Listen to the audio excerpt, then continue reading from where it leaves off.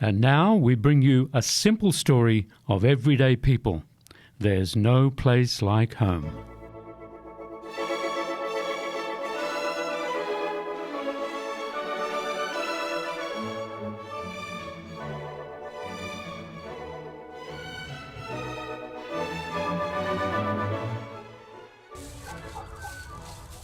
David, come along. This is not the time for dawdling or stopping to look at the flowers. I was just picking up some litter, dear.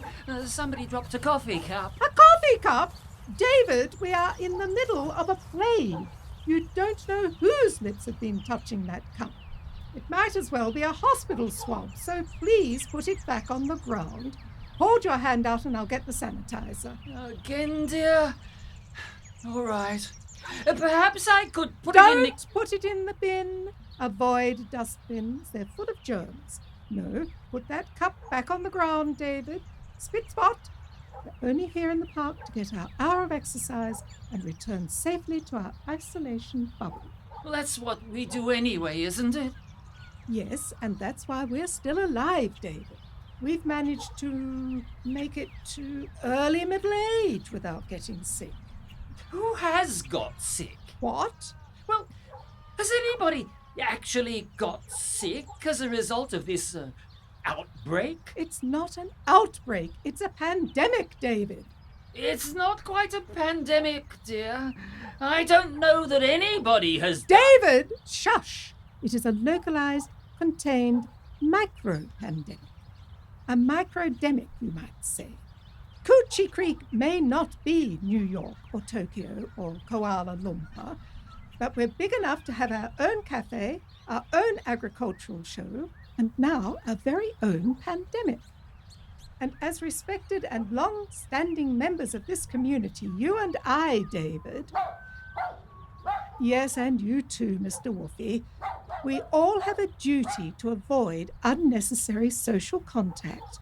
Or, you know, it is true that there have not been a lot of actual cases of wombat flu, but perhaps this is because everybody is behaving so responsibly. We're managing to keep this dreadful disease at bay. David, stay away from that public barbecue. Those things harbour more bacteria than a dead lobster in a urinal. Yes, dear. Sorry, dear. As I was saying, I imagine the reason for the lack of actual cases of AUPMV25, or wombat flu as the media insist on calling it, here in Coochie Creek, is due to the impeccable hygiene and observance of social distancing by... Kids, hey, stop spitting at each other, all right? Hey, Mason, why don't you put that sandwich back in the bin, hey? You really shouldn't be eating it. by most of the town's population. Let's play a game where we can see how many people we can sneeze on. I'm going to do a wee on the barbecue. Kids, come on, you'll get sick. Mummy, Mason just threw a used coffee cup at me. Aren't those the Van Doink children? Mason and Pippa? I thought they were supposed to be unwell. Yes, I think we all thought that. Those sick children are the reason nobody can go out in the evening and we have to wear masks everywhere. Hello, David. Hello, Cherry. Hello, Una. Out getting your morning exercise, I see. And how are you coping with the social distancing measures? Oh, Heather and I are coping all right. It reminds me of the war. Of the war? Yes. In the sense that since this pandemic started, I've watched The Great Escape, Bridge on the River Kwai, Saving Private Ryan, Dunkirk, Casablanca, and Triumph of the Will. Oh, it's lovely to be reminded of the war occasionally. The clothes were so much nicer. It's really been quite relaxing. I'm so glad I bought all that tinned soup and sweetened condensed milk. And is Heather coping? Oh, Heather's thriving. Is that because she doesn't believe in illness? Is it true Heather said the virus wouldn't survive the week? No, she said the weak wouldn't survive the virus. Nature's little eugenics program, she calls it. Heather says that the only people who don't like eugenics are the sort of people who can't spell it. Well, who doesn't like Annie Lennox? Anyway, it's good to see you out and about, in a responsible and pandemic-friendly way, of course. I suppose we should keep our distance, though. From working class people, absolutely. And definitely from those Mummy, can we go to the nursing home and play with the old people? sick children. I want to sing a song for the old people, really loudly so spit comes out of my mouth. I don't think that's a good idea, Mason. They might get sick. If I give him a big cuddle and kiss, they'll stop being sick. Or indeed alive.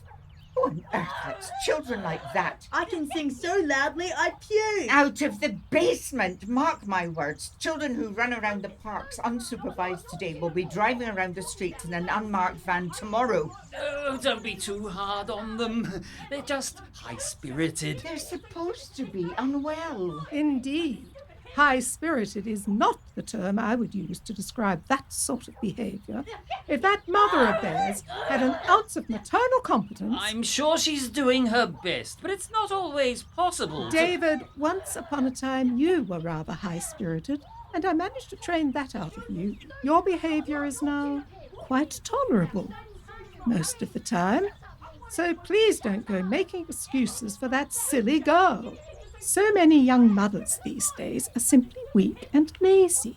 She's probably getting a government grant to let her brood trample all over the flower beds like that. Frankly, if symptoms of this so-called wombat flu include maniacally running around the park throwing unpleasant objects at kookaburras and playing hide-and-seek in dustbins, then we should all be locking ourselves away and drinking hand sanitizer. I think Mr. Zigarudas is. He has to teach them. Who can blame him? Speaking of wayward children, how is your daughter, Luna?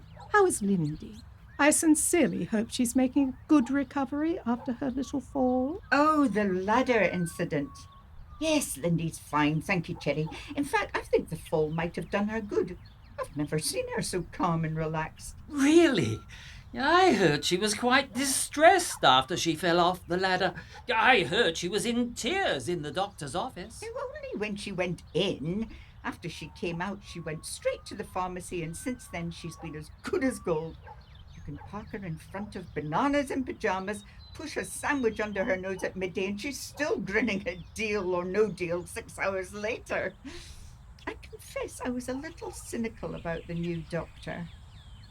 You know, Dr. Andrea Wisely. I mean, she's very sweet and lovely and kind, very empathetic, and that's never a good sign in a medical professional.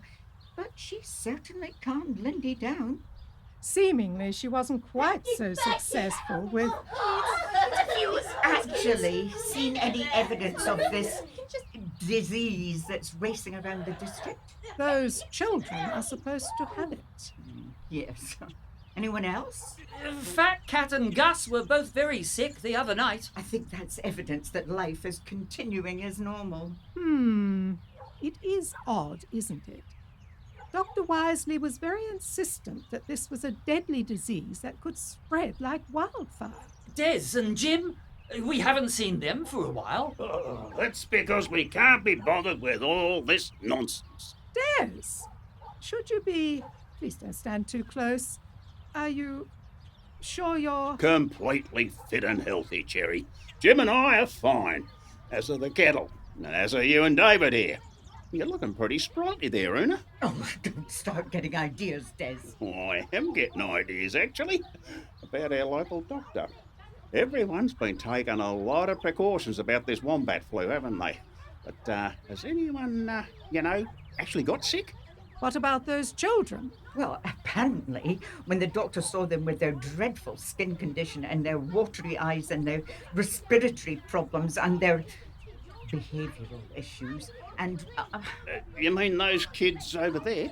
I think they're called Mason and Pippa Van Doink. Their father manages... Yeah, the mine. Their dad manages the late miserable mine. They seem healthy enough, kids. Healthy?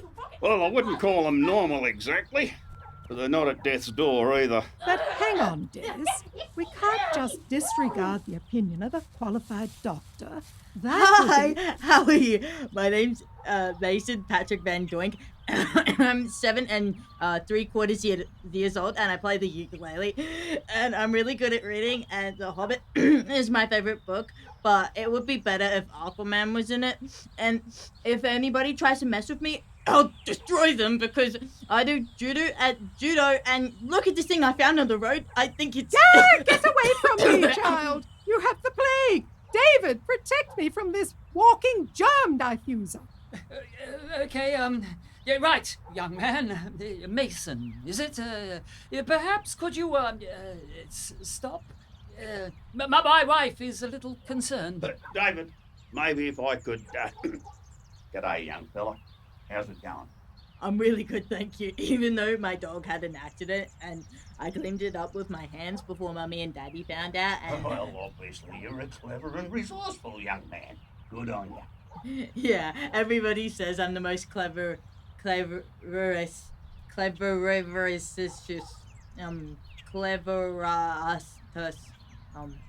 the most clever person. Good on you. Maybe if you could just step away from the nice old lady. Old lady? Yeah. You've got a bit of a cough there, mate. Are you all right? Yeah, the doctor says it's a new disease. My family's special, so we get our own disease. And it's nothing to do with... My daddy runs mine. And this is my sister Pippa. She's got our special disease too. It's our disease. It's our special disease. Only we get to have this disease, and nobody else can have it. The doctor created it just for us because we're the best, and she says we're the plague, but it's really only our disease. Is that so? Yeah, and it's got nothing to do with Daddy's mind, because if it was, Daddy would sue the doctor until it wasn't, and so the doctor found a new disease for us. Hey, kids. Hey, guys. Maybe don't cough and sneeze all over those people, all right? Guys, there's an infectious disease going around, and the doctor and the policeman told us that we have to keep a distance so we don't spread the wombat flu. Wombat flu indeed. Oh, hi. Sorry about the kids. I've told them they shouldn't be getting too close to other people in the park, and... Have you also told them not to grab things out of the bins? Because they don't seem to be listening to you. Maybe this wombat flu is affecting their hearing. No, I have the best hearing in the world because... Quiet, boy! It's all right. I'm sure Una here didn't mean to. I did mean to. Don't even think about opening your mouth, boy. Sorry. Shush! Now you, girl. I'm sorry. I'm sorry for running around. I'm not as bad as my brother. And he's really naughty, but I promise that I'll always wash my hands and cover my mouth with sneezing and... I don't mean you. I mean your mother. What? You child of childbearing age. I understand that your family is unwell. Yes, we've all got the... Wombat flu? Yes, it was diagnosed by... The doctor thought the mine where Daddy works was causing all sore eyes and sore throat and coughing and toenails falling out. But Daddy's lawyer said... David, pick up the coffee cup, would you, and put it in the bin. And then why don't we all make an appointment with Dr. Wisely? But until then, would anyone care to join me for a barbecue?